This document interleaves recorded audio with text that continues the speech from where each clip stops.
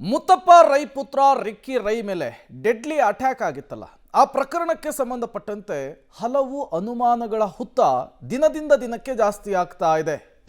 Ricky Rai ಮೇಲೆ attack ಆದಂತಹ ರೀತಿ, ಅದಕ್ಕೆ ಮಾಡಿಕೊಂಡಂತಹ ಪ್ಲಾನು, ಪೊಲೀಸರ ಇನ್ವೆಸ್ಟಿಗೇಷನ್ ಕುತೂಹಲವನ್ನು ಕೆರಳಿಸ್ತಾ ಇದೆ. ಅಷ್ಟೊಂದು ಸೆಕ್ಯೂರಿಟಿ ಇದ್ರೂ ಕೂಡ ದಾಳಿ ನಡೆದಿದ್ದು ಹೇಗೆ ಅನ್ನೋದೀಗಿರುವಂತಹ ಪ್ರಶ್ನೆ. ಒಬ್ಬನೇ ಗನ್ ಮ್ಯಾನ್ ಜೊತೆಗೆ ಹೊರಟ್ರ ರಿಕ್ಕಿ ರೈ ಅವತ್ತು ರಾತ್ರಿ? ಊರೆಲ್ಲ ಶತ್ರುಗಳಿದ್ರು, ರಿಕ್ಕಿ ರೈ ರಿಸ್ಕ್ ಅನ್ನ ತೆಗೆದುಕೊಂಡಿದ್ಯಾಕೆ? ರಿಕ್ಕಿ ರೈ ಮೇಲೆಯೇ 108 ಅನುಮಾನಗಳು ಈಗ ಹುಟ್ಕೊಳ್ತಾ ಇದೆ. ಪಬ್ಲಿಕ್ ಟಿವಿಯಲ್ಲಿ ರಿಕ್ಕಿ ಸೆಕ್ಯೂರಿಟಿಯ ಎಕ್ಸ್ಕ್ಲೂಸಿವ್ ವಿಡಿಯೋ. ಮುತ್ತಪ್ಪ ರೈ ಮಗನ ಮೇಲೆ ಸುಲಭವಾಗಿ ದಾಳಿ ನಡೆದಿದ್ರೆ ಹಿಂದಿನ ಅಸಲಿಯತ್ತೇನು ಹಾಗಾದ್ರೆ? ಅಷ್ಟೊಂದು ಟೈಟ್ ಸೆಕ್ಯೂರಿಟಿಯ ಜೊತೆಗೆ, ಗನ್ಮ್ಯಾನ್ಗಳ ಜೊತೆಗೆ, ಬೌನ್ಸರ್ಸ್ಗಳ ಜೊತೆಗೆ ಹೊರಗೋಡಾಡ್ತಾ ಇದ್ದಂತಹ ರಿಕ್ಕಿ ರೈ ಅವತ್ತು ದಾಳಿ ನಡೆಸ್ತಾ ಇದ್ದಂತಹ ಸಂದರ್ಭದಲ್ಲಿ ಒಬ್ಬರೇ ಗನ್ಮ್ಯಾನ್ ಜೊತೆಗೆ ಹೋಗಿದ್ದು ಯಾಕೆ ಅನ್ನುವಂತಹ ಪ್ರಶ್ನೆ, ಅನುಮಾನ ಸಹಜವಾಗಿಯೇ ಮುನ್ನೆಲೆಗೆ ಬರ್ತಾ ಇದೆ. ಹಾಗಾದ್ರೆ ಈ ಆಂಗಲ್ನಲ್ಲಿ ಏನೆಲ್ಲ ಬೆಳವಣಿಗೆಗಳಾಗ್ತಾ ಇದೆ ನೋಡ್ತಾ ಹೋಗೋಣ. ಮುತ್ತಪ್ಪ ರೈ ಮಗನ ಸುತ್ತ ಸದಾ ಸರ್ಪಗಾವಲಿರ್ತಾ ಇತ್ತು.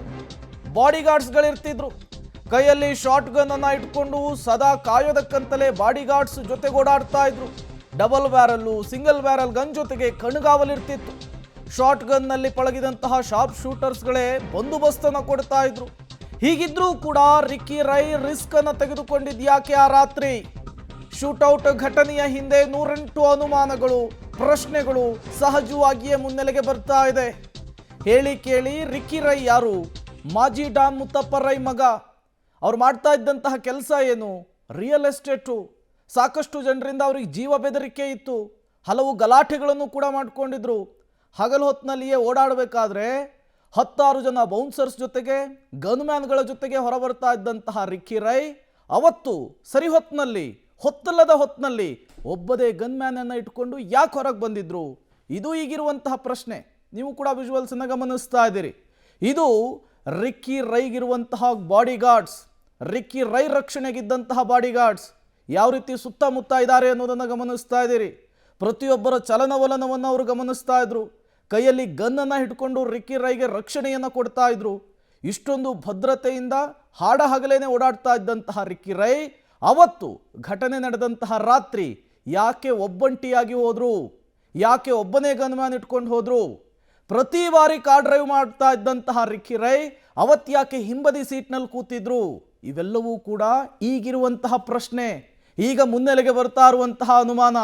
ರಿಕ್ಕಿ ರೈ ಮೇಲೆ ಅಷ್ಟು ಸುಲಭವಾಗಿ ದಾಳಿ ನಡೀಲಿಕ್ಕೆ ಹೇಗೆ ಸಾಧ್ಯ ಅನ್ನುವಂತಹ ಪ್ರಶ್ನೆ ಕೂಡ ಈಗ ಪೊಲೀಸರನ್ನ ಕಾಡ್ತಾ ಇದೆ. ಹಾಗಾಗಿಯೇ ಪೊಲೀಸರು ಈಗ ಇನ್ವೆಸ್ಟಿಗೇಷನ್ ಆಂಗಲ್ ಅನ್ನೇ ಚೇಂಜ್ ಮಾಡಿದ್ದಾರೆ ಅನ್ನುವಂತಹ ಮಾತುಗಳು ಕೂಡ ಕೇಳಿ ಬರ್ತಾ ಇದೆ. ಹಗಲು ಹೊತ್ತಿನಲ್ಲಿಯೇ ಓಡಾಡಬೇಕಾದ್ರೆ ಸುತ್ತಮುತ್ತ ಬಾಡಿಗಾರ್ಡ್ಸ್ಗಳ ಸರ್ಪಗಾವಲಿನಲ್ಲಿ ಹೊರಬರ್ತಾ ಇದ್ದಂತಹ ರಿಕ್ಕಿ ರೈ ಹೊತ್ತಲ್ಲದ ಹೊತ್ತಿನಲ್ಲಿ ಮಧ್ಯರಾತ್ರಿ 12 ಗಂಟೆಗೆ ಬಿಡದಿಯ ಫಾರ್ಮ್ ಹೌಸ್ನಿಂದ ಬೆಂಗಳೂರಿಗೆ ಹೋಗುವಂತಹ ಸಂದರ್ಭದಲ್ಲಿ ಫಾರ್ಚುನರ್ ಕಾರ್ನಲ್ಲಿ ಒಬ್ಬನೇ ಗನ್ಮ್ಯಾನ್ ಇಟ್ಕೊಂಡು ಹೋಗಿದ್ಯಾಕೆ ಅನ್ನೋದೇ ಈಗಿರುವಂತಹ ಪ್ರಶ್ನೆ.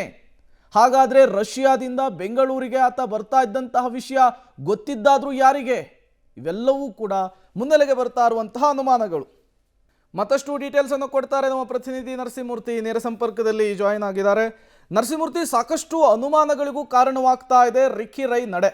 ಸಹಜವಾಗಿಯೇ ಹಗಲೊತ್ತಿನಲ್ಲಿಯೇ ಸುತ್ತಮುತ್ತ ಬಾಡಿಗಾರ್ಡ್ಸ್ಗಳನ್ನು ಇಟ್ಕೊಂಡು, ಗನ್ಮ್ಯಾನ್ಗಳನ್ನು ಇಟ್ಕೊಂಡು ರಸ್ತೆಗಿಳಿತಾ ಇದ್ರು, ಪ್ರೋಗ್ರಾಮ್ಗಳಿಗೆ ಹೋಗ್ತಾ ಇದ್ದಂತಹ ರಿಕ್ಕಿ ರೈ ಅವತ್ತು ಸರಿ ಹೊತ್ತಿನಲ್ಲಿ 12 ಗಂಟೆ ರಾತ್ರಿಯಲ್ಲಿ ಒಬ್ಬನೇ ಗನ್ಮ್ಯಾನ್ ಜೊತೆಗೆ ಬಂದಿದ್ರು ಅಂದರೆ ಅರ್ಥ ಏನು? ಯಾಕಾಗಿ? ಈ ಆ್ಯಂಗಲ್ನಲ್ಲೂ ಕೂಡ ಪೊಲೀಸರು ಇನ್ವೆಸ್ಟಿಗೇಷನ್ ಹೇಗೆ ಸಾಗ್ತಾ ಇದೆ ಅಂತ? ಪ್ರೇಮ್, ಮೊನ್ನೆ ಬಿಡದಿಯ ಫಾರ್ಮ್ ಹೌಸ್ ಬಳಿ ನಡೆದಂತಹ ಆ ಒಂದು ಶೂಟೌಟ್ ಪ್ರಕರಣ ಏನಿದೆ, ಒಂದಷ್ಟು ಅನುಮಾನಗಳನ್ನು ಸಹಜವಾಗಿ ಹುಟ್ಟು ಹಾಕ್ತಿದೆ. ರಿಕ್ಕಿ ರೈ ತಂದೆ ಭೂಗತ ಲೋಕಕ್ಕೆ ಡಾನ್ ಆಗಿದ್ದಂತಹ ವ್ಯಕ್ತಿ, ಮೈತುಂಬ ಶತ್ರುಗಳಿದ್ರು. ಹೀಗಾಗಿ ಅದು ಆ ಮಗನಿಗೂ ಕೂಡ ಒಂದು ಸ್ವಲ್ಪ ವರ್ಗಾವಣೆ ಆಗಿರಬಹುದು. ಹೀಗಾಗಿಯೇ ಒಂದಷ್ಟು ಶತ್ರುಗಳು ಸಹಜವಾಗಿಯೇ ರಿಕ್ಕಿ ರೈಗೆ ಬೆಳ್ಕೊಂಡಿದ್ರು, ಅದು ಆಸ್ತಿ ಪಾಸ್ತಿಯ ವಿಚಾರದಲ್ಲಿ. ಅದ್ರ ಜೊತೆಗೆ ಯಾವಾಗ 106 ಕೋಟಿ ಆಸ್ತಿ, ಅದ್ರ ಜೊತೆಗೆ ಶತ್ರುಗಳು ಹೆಚ್ಚಾದರೂ ಈತ ರಿಕ್ಕಿ ರೈ ಕೂಡ ಟೈಟ್ ಸೆಕ್ಯೂರಿಟಿಯನ್ನು ಅಪಾಯಿಂಟ್ ಮಾಡ್ಕೊಂಡಿದ್ದ, ಖಾಸಗಿ ಅಂಗರಕ್ಷಕರನ್ನು ನೇಮಕ ಮಾಡ್ಕೊಂಡಿದ್ದ. ಅದನ್ನು ಗಮನಿಸೋದಾದರೆ ಇದೀಗ ಪಬ್ಲಿಕ್ ಟಿವಿಗೆ ಆ ಒಂದು ಎಕ್ಸ್ಕ್ಲೂಸಿವ್ ವಿಡಿಯೋ ಸಿಕ್ಕಿದೆ. ಆ ವಿಡಿಯೋವನ್ನು ನೋಡಿದಂತೆ ಇಬ್ಬರು ಅಂಗರಕ್ಷಕರು ಬಾಡಿ ಗಾರ್ಡ್ಸ್ ಏನಿದ್ದಾರೆ ಅವರು ಕೈನಲ್ಲಿ ಶಾರ್ಟ್ ಗನ್ಸ್ ಹಿಡಿದಿದ್ದಾರೆ. ಆ ಶಾರ್ಟ್ ಗನ್ಸ್ ಯಾವ ರೀತಿ ಅವು ಯಾವುವು ಅಂತ ಹೇಳಿದ್ರೆ ಈ ಸಿಂಗಲ್ ಬ್ಯಾರೆಲ್ ಮತ್ತು ಡಬಲ್ ಬ್ಯಾರೆಲ್ ಗನ್ಗಳು. ಮತ್ತೊಬ್ಬ ಆತ ಅಂಗರಕ್ಷಕ ಪಿಸ್ತೂಲನ್ನು ಹೊಂದಿದ್ದಾನೆ. ಈ ಶಾರ್ಟ್ ಗನ್ಸ್ ಏನಿದಾವಲ್ಲ, ಈ ಸಿಂಗಲ್ ಬ್ಯಾರೆಲು ಮತ್ತು ಡಬಲ್ ಬ್ಯಾರೆಲ್ ಗನ್ಗಳು ಇವು ಅಕ್ಯುರೇಟ್ ಇರುತ್ತೆ ಮತ್ತು ನಿಖರವಾಗಿ ಗುರಿಯನ್ನು ತಲುಪ್ತವೆ ಫೈರಿಂಗನ್ನು ಮಾಡಿದಂತಹ ಸಂದರ್ಭದಲ್ಲಿ. ಮತ್ತು ಬಹು ದೂರದಿಂದ ಕೂಡ ಟಾರ್ಗೆಟನ್ನು ಮಾಡಬಹುದು. ಅದು ಸುಮಾರು 100-200 ಮೀಟರ್ಗಳವರೆಗೆ ಕೂಡ ಟಾರ್ಗೆಟನ್ನು ಮಾಡಬಹುದು. ಹೀಗಾಗಿ ನುರಿತ ಈ ಟಾರ್ಗೆಟನ್ನು ಹೊಂದಿದ್ದಂತಹ ಈ ಗನ್ಗಳಲ್ಲಿ ಪರಿಣಿತಿಯನ್ನು ಹೊಂದಿದ್ದಂತಹ ಅಂಗರಕ್ಷಕರನ್ನು ನೇಮಕ ಮಾಡಿಕೊಂಡಿದ್ರು. ಆದರೆ ಗಲಾಟೆ ನಡೆದಂತಹ ದಿನ ಈತ ಕೇವಲ ಒಬ್ಬ ಅಂಗರಕ್ಷಕನ ಜೊತೆ, ಡ್ರೈವರ್ ಜೊತೆ ಫಾರ್ಮ್ ಹೌಸ್ನಿಂದ ಹೊರಗೆ ಬಂದಿದ್ದಾರೆ. ಹೀಗಾಗಿ ಸಹಜವಾಗಿ ಅನುಮಾನ, ಇನ್ನಿಬ್ಬರು ಅಂಗರಕ್ಷಕರು ಎಲ್ಲಿ ಹೋದರು ಅವತ್ತು?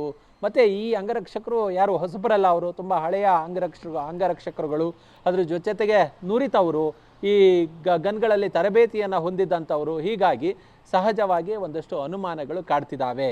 ಯಾರು ಈ ರೀತಿಯಾಗಿ ಈ ಒಂದು ಫೈರಿಂಗನ್ನು ಮಾಡಿಸಿದ್ರು ಅಂತೇಳಿ. ಯಾವುದೋ ಸಣ್ಣ ಪುಟ್ಟ ಕ್ರೈಮ್ ಆಗಿದ್ದರೆ ಪೊಲೀಸರು ಇವತ್ತಲ್ಲ ನಾಳೆ ಸಿಗ್ತಾನೆ ಬಿಡು ಅಂತೇಳಿ ಸುಮ್ಮನಾಗ್ಬೋದಿತ್ತು. ಆದರೆ ಈ ಫೈರಿಂಗ್ ಅಂತ ಬಂದಂತಹ ವಿಚಾರಗಳಲ್ಲಿ ಅಷ್ಟು ಸುಲಭವಾಗಿ ಹಗುರವಾಗಿ ತೆಗೆದುಕೊಳ್ಳೋದಕ್ಕೆ ಬರೋದಿಲ್ಲ ಪ್ರೇಮ್. ಹೀಗಾಗಿಯೇ ಪೊಲೀಸರು ಹುಡುಕಾಟವನ್ನು ನಡೆಸ್ತಿದ್ದಾರೆ. ಯಾರು ಬಂದಿದ್ರು, ಯಾವ ಆರ್ಮ್ಸ್ಗಳಿಂದ ಇದು ಫೈರ್ ಆಗಿರ್ಬೋದು, ಹೀಗೆ ಒಂದಷ್ಟು ಆಯಾಮಗಳಲ್ಲಿ ತನಿಖೆಯನ್ನು ನಡೆಸ್ತಿದ್ದಾರೆ.